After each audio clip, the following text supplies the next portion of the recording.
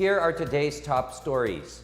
President Duterte prepares to present before ASEAN leaders the country's progress in achieving sustainable development goals at the ASEAN leaders meeting in Bali, Indonesia. A judge handling the case of the Parohinog drug cartel is killed in an ambush in Osamis City. The government approves moves to limit prices of rice and sugar. And the World Health Organization vows to implement tighter measures to curb smoking and tobacco use. Good day. I'm William Theo. Welcome to the PNA Newsroom.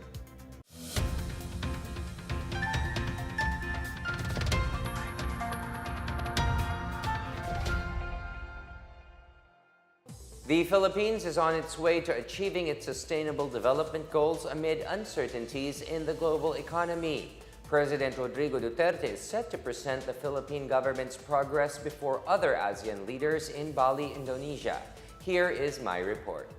President Rodrigo Duterte is attending the ASEAN Leaders Gathering on October 11 in Bali, Indonesia, where he will join other ASEAN leaders in the one-day event showcasing the region's solid leadership. ASEAN leaders are expected to intensify cooperation in managing economic growth to promote prosperity and equity, as well as realize the Sustainable Development Goals, or SDG. Duterte will urge all parties to strengthen support for micro, small, and medium enterprises and call for resilience amidst prevailing global economic uncertainties. Duterte will also encourage deeper cooperation between ASEAN, United Nations, International Monetary Fund, and World Bank to implement the ASEAN Community Vision 2025 and the United Nations 2030 Agenda for Sustainable Development. The president is expected to emphasize the roles of IMF, WB, and the ASEAN Plus 3 consisting of China, Japan, and Korea in building the capacity of countries to reach their sustainable development targets. This meeting will take place on the heels of the ASEAN Foreign Ministers meeting with the UN Secretary General last September 28 in New York. During the New York meeting, the ASEAN and the UN noted the importance of cooperation to contribute to the implementation of the ASEAN Community Vision 2025 and the UN 2030 Agenda for Sustainable Development. The ASEAN Leaders Gathering is expected to set the tone for the 2018 annual meetings of the IMF and the World Bank to be held on October 12 to 14, also in Bali, Indonesia.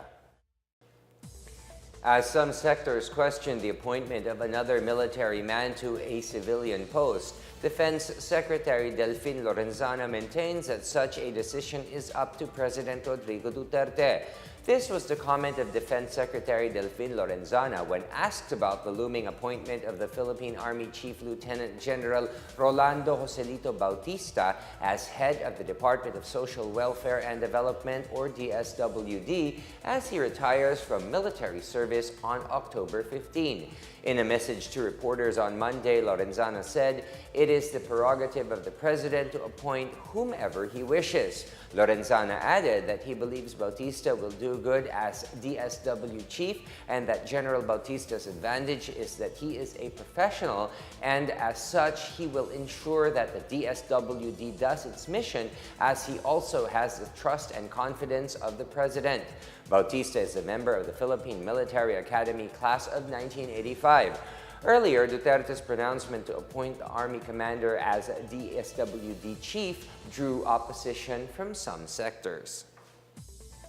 Good news for the ladies and the LGBT community. The Senate has passed on third and final hearing a proposed measure seeking to protect women from catcalling and other forms of harassment in public.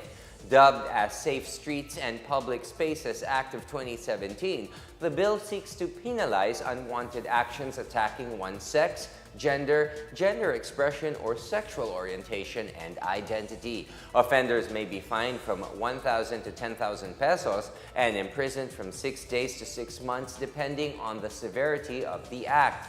First-time offenders will also have to undergo a gender sensitivity seminar.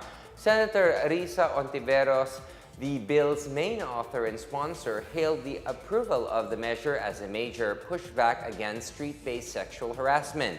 Ontiveros said street harassment is a daily reality for majority of Filipinas and members of the LGBT community. She said the bill's passage sends a strong signal to violators, perpetrators, and apologists that their behavior and actions will not be tolerated and will not go unpunished. The Department of National Defense expressed grief over the death of a Japanese soldier during the Kamandag joint exercises. Defense Secretary Delfin Lorenzana has extended its condolences to the family of Sergeant Suguro Maehara. Maehara, a member of the Japan Ground Self-Defense Force, died in a car crash along the Subic-Clark Expressway last October 2nd. A Filipino truck driver and another Japanese soldier were also injured during the mishap. Japan is participating as an observer in the ongoing naval exercises between the Philippines and the United States. This is also the first time Japan, which adopts pacifist policies, has used military vehicles on foreign soil. A judge handling the case involving the Parohinog drug cartel was killed in an ambush in Osamis City on Monday afternoon. Executive Judge Edmundo Pintac of the Osamis City RTC was shot dead on his way home by unidentified motorcycle-riding suspects. Chief Justice Teresita Leonardo de Castro ordered a thorough investigation on the killing. De Castro also ordered the court administrator to coordinate with all law enforcement officers. Senior Superintendent Emmanuel Hebron, Misamis Occidental Provincial Police Director, said the motive behind the killing is still under investigation. Pintac was one of the magistrates handling the cases involving the Parohinog family, particularly the case against Vice Mayor Nova Princess and her brother Reynaldo Parohinog. In August last year, Pintac denied a plea by the Parohinog children for furlough that would allow them to attend the funeral of their parents, then Osamis City Mayor Reynaldo Parohinog and the latter's wife, Susan. The two were killed along with 13 others in a drug raid by police on July 30, 2017. Still to come, the government approves moves to limit prices of rice and sugar. These and more when the PNA Newsroom continues.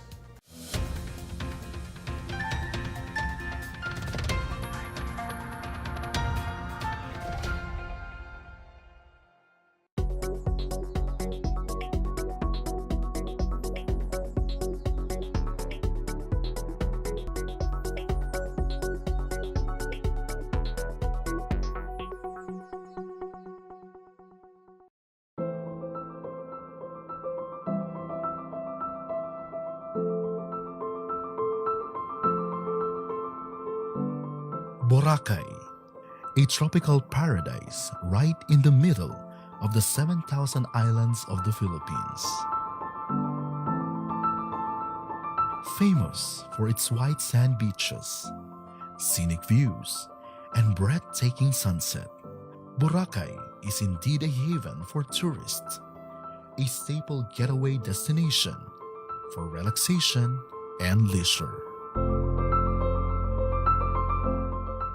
However, Boracay is now facing an ecological crisis due to illegal structures, sewage and waste management problems, as well as biodiversity loss to cater the rapid influx of tourists. On April 26, 2018, the Philippine government ordered a 6-month shutdown of its most popular tourist island to give way for its rehabilitation and development. Looking forward to the reopening of Boracay this October, it is essential to ensure that these environmental problems and challenges are addressed and resolved. The Ecosystems Research and Development Bureau of the Department of Environment and Natural Resources was commissioned to conduct a carrying capacity assessment to identify and establish the thresholds and limitations for sustainable tourism development of Boracay. Carrying capacity is defined as the maximum number of individuals of a given species that can be sustained by an environment to sustain the same number in the future. Here are the highlights and key findings from the Carrying Capacity Assessment of Boracay Island, Malay Aklan, Philippines. For tourism capacity, it revealed that only 19,215 tourists can be allowed to stay in the island per day, considering the swimming and beach areas of Boracay. The assessment also showed that only 6,405 tourist arrival should be accommodated per day, with the assumption that the tourists will stay in the island for 3 days on average. Hence, only 249 resorts are considered enough to accommodate the real carrying capacity of tourists per day of Boracay.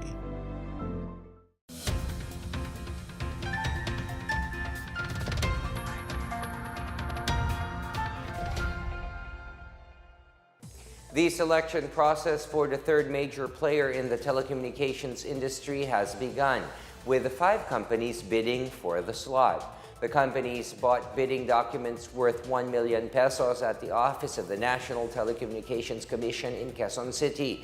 Participants must also post a 700 million peso participation security to ensure that they have the capability to compete with existing players.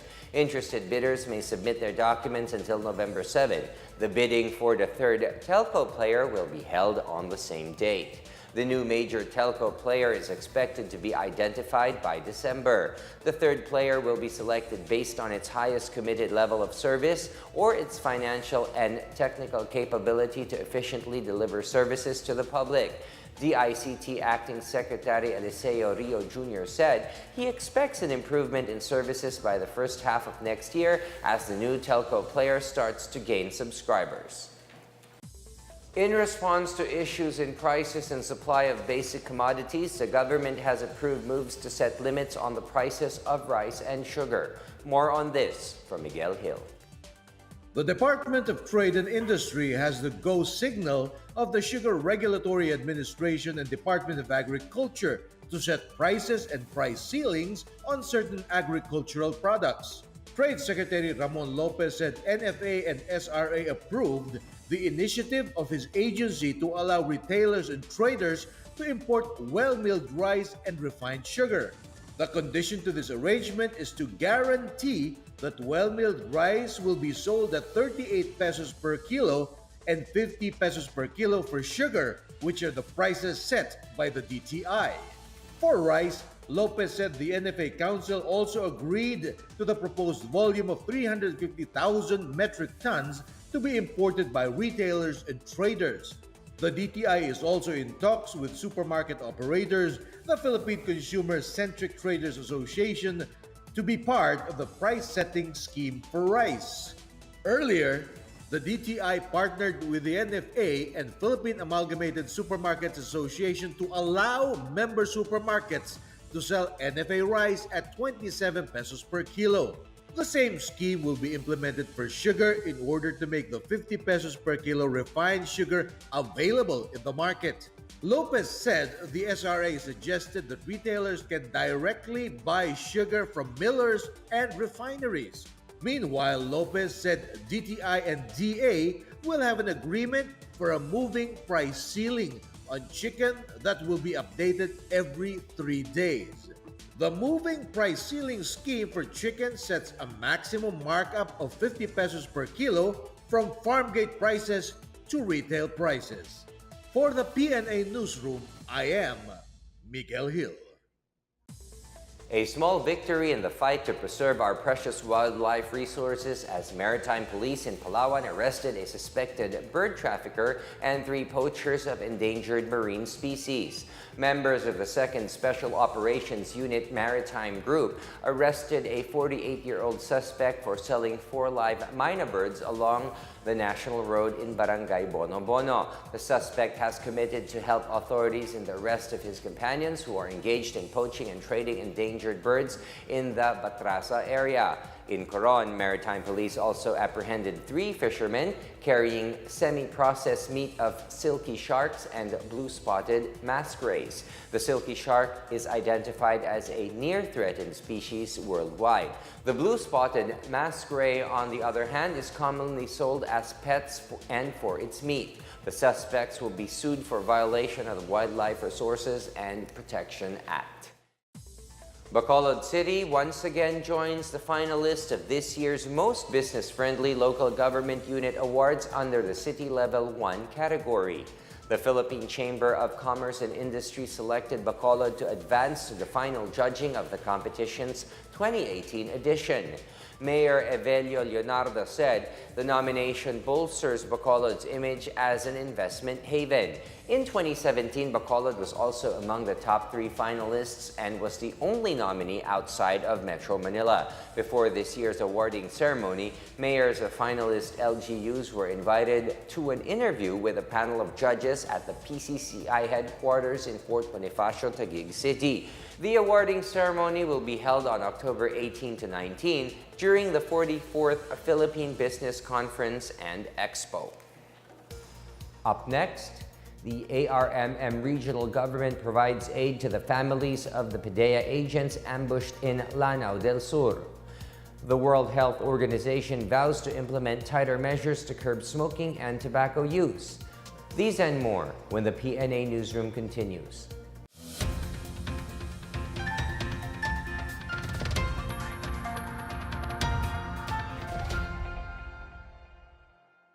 Based on the Comprehensive Land Use Plan or CLUP of Malay Aklan and pursuant with the Presidential Proclamation No. 1064 that classified Boracay as both agriculture and forest land area.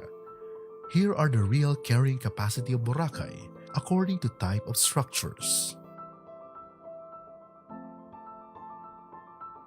The assessment also showed that Boracay can only hold around 55,000 people, which means there is an exceedance of at least 15,000 people from its current population. With 55,000 people carrying capacity, the water requirement in Boracay is around 23 million liters a day, where 18 million liters are assumed to become wastewater. Combining solid waste from households, hotels, and establishments, the solid waste carrying capacity of Boracay is about 164 cubic meters a day. For the ecological carrying capacity, 41 to 48 people over a 2-hour visit are allowed to enter the forest land areas where endemic and endangered plant and animal species can be found. Also included in the project are the water qualities in beaches, wetlands, and wells. The study also conducted soil test analysis, including the recommended crops that can thrive in Boracay. Drawing from the Boracay Carrying Capacity Assessment, the project has the following recommendations. Promote wetlands utilization for filtering out waste from both soil and water through plant uptake. Maximize open spaces for vegetation. Stopping and minimizing point source pollution. Development of information and education communication or IEC materials, especially on both solid waste and liquid waste management. Wastewater treatment facilities should be improved to account for all the waste generated, both solid and liquid. And coastal erosion should be minimized with proper IEC and utilization of beach vegetation. Boracay's closing time is almost over, and as we gear towards the most anticipated reopening of the island, we must be reminded that it is everyone's responsibility and accountability to ensure that sustainable tourism development will persist in Boracay today, tomorrow, and in years to come.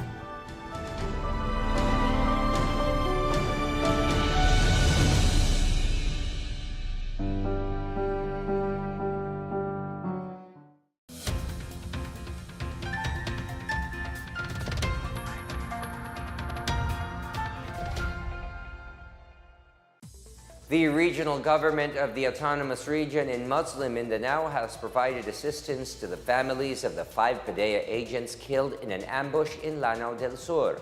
The ARMM government has extended 100,000 pesos each to the families of the 5 agents.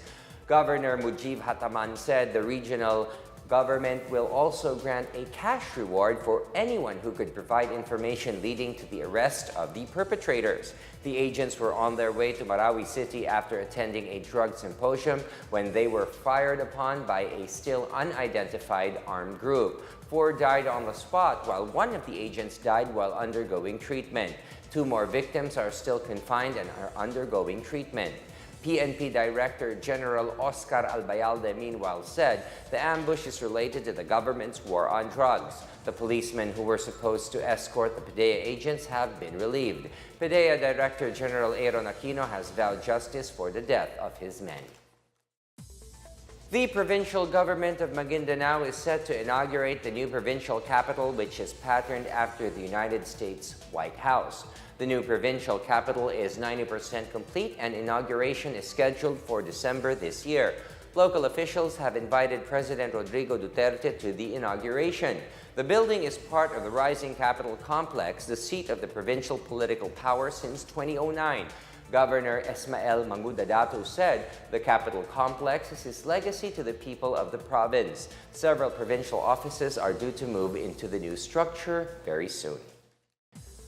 The World Health Organization is stepping up its fight against the tobacco menace as it unveils a global strategy to scale up efforts to control smoking and to prevent the tobacco industry from interfering in public health policies. The strategy, titled the Medium-Term Strategic Framework, aims to strengthen implementation of the WHO Framework Convention for Tobacco Control, or FCTC. It priorities government policies and accelerates global action for more effective implementation of the Tobacco Control Treaty. The strategy also requires parties to the treaty to protect national public health policies from commercial and other vested interests of the tobacco industry. The parties will also address the need to integrate strategies to combat the destructive impacts of tobacco on the environment and sustainable development. Since it came into force in 2005, the FCTC has resulted in national strategies and laws that have introduced health warnings on packages of tobacco and comprehensive bans on tobacco advertising, promotion, and sponsorship. More people in Marawi City are sure to find employment as the government sets up trainings on harnessing information technology. These trainings will enable residents to use e-commerce in businesses and become qualified for IT-related jobs. More on this from Sweet Lukman. The aftermath of the Marawi siege left several individuals to have no permanent jobs and financially unstable. As another result, the unemployment rate in the city escalates. To help address unemployment, the Department of Information and Communication Technology implemented the Rural Impact Sourcing Technical Training for the information and technology intellectuals within Marawi City and its neighboring municipalities affected by the siege. DICT has launched the first batch of the trainees who've undergone the 10-day face-to-face RIS technical training held in Siapen Building, Barangay Marawi Poblacion, Marawi City. According to DICT's training facilitator, Namraida Sarangani, the RIS technical training primarily targets to increase people's hireability by focusing on development and improvement on Marawi IDP's information, communication, and technology skills, enabling them to utilize it for future employment opportunities. Moreover, this training recognizes the role of the micro, small, medium enterprise to provide employment opportunities. By increasing competency of the talent, this training will also serve as an avenue to promote the use of e-commerce by MSMEs while reducing the unemployment rate in the conflict-torn city. Hamdam Guro, one of the RIS technical trainees, took the opportunity to be part in this endeavor. He is a resident of Lilod Saduk, Marawi City. As an IT freelance, he was able to do a lot of online job to support his living. By when the siege happened, his business has also vanished. Guro shared that he took the training course to support his financial constraints while taking his master's degree in IT profession. Yes, of course. It's an advantage na talagang pinupush nila yung as a individual, pinupush nila para makilala. In addition, DICT's project GovNet aims to interconnect government agencies wherein Marawi residents would be able to experience more efficient government online services. The agency's intervention to the conflict communities have been expanded through technology for education through or to the Tech for Ed project, which improves the regular education system following a more developed digital education. Moreover, to accelerate government efforts on economic, social, and education opportunities for Marawi, DICT established several projects involving the use of high technologies and digitals. DICT has taken the road of establishing free internet access spots in some municipalities of Lanao del Sur and in Marawi City. Residents can now experience free internet connection under the People Connect free Wi-Fi internet access in the Public Places project. Together with Laid Kabagani for PNA Newsroom, Sweet Lukman, Philippine Information Agency. Let's now check out the weather forecast for Metro Manila and the rest of the country.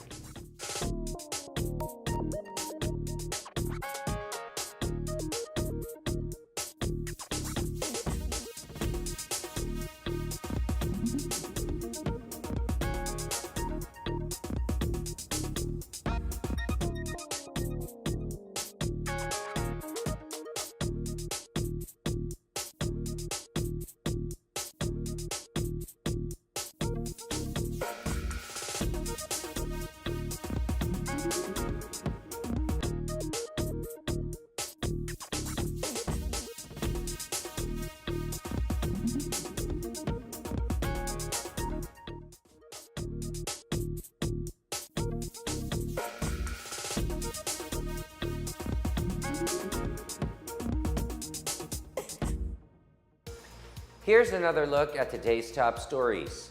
President Duterte prepares to present before ASEAN leaders the country's progress in achieving sustainable development goals at the ASEAN leaders meeting in Bali, Indonesia. A judge handling the case of the Paruhinog drug cartel is killed in an ambush in Osamis City. The government approves moves to limit prices of rice and sugar. And the World Health Organization vows to implement tighter measures to curb smoking and tobacco use. Thank you for watching another edition of the PNA Newsroom. To check out these and other stories, visit the PNA website or follow the Philippine News Agency on Facebook and Twitter.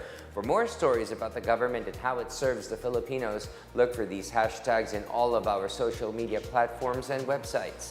And as we spend more time online, let us not isolate ourselves from the real world where we all exist. And that's your daily dose of the latest news and information that you need to know. From the PNA Newsroom, I am William Theo. Good day.